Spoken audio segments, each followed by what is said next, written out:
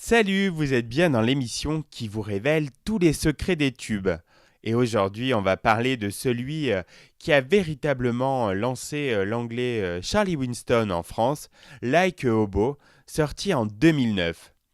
Avec ses airs de tomber du ferry qu'il a conduit depuis Ellis Island, Charlie Winston a débarqué un jour dans votre vie sans crier gare.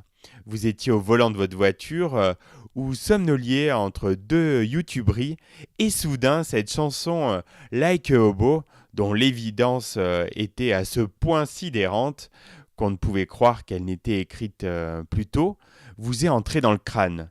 Charlie Winston, c'est un enfant de la balle.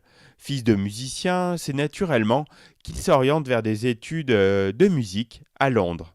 Après avoir été pianiste de jazz, compositeur de musique de film ou de théâtre, le musicien prodige qui a baroudé un temps en Inde, histoire de s'imprégner de la musique locale, nous est revenu avec un style bien à lui, entre folk, soul et jazz.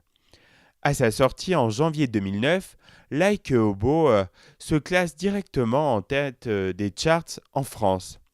Est-ce que parce que l'image du hobo, ce travailleur nomade errant de ville en ville au gré des trains de marchandises, a une résonance particulière dans le pays qui a vu naître la bohème? C'est peut-être aussi grâce à la simplicité de sa partition, à l'efficacité de son refrain, que l'on se surprend à fredonner sans s'en rendre compte. À la pureté de son message aussi. L'essentiel est ailleurs, nous explique Charlie Winston dans cette ode à la liberté et à l'indépendance. Le Britannique raconte avoir composé ce titre en 5 heures de temps. J'étais seul à l'appartement, j'ai acheté du vin, je me suis assis et je me suis dit bon, cette fois, je vais l'écrire cette chanson.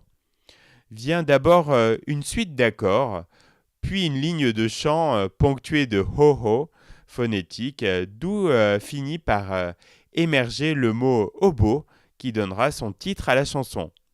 Dans son clip, le chanteur emprunte la grande route avec sa guitare pour seule compagne. Une route que Charlie Winston connaît bien pour l'avoir écumée de son folk natal au pub de Londres jusqu'aux États-Unis et la France où il a connu la gloire.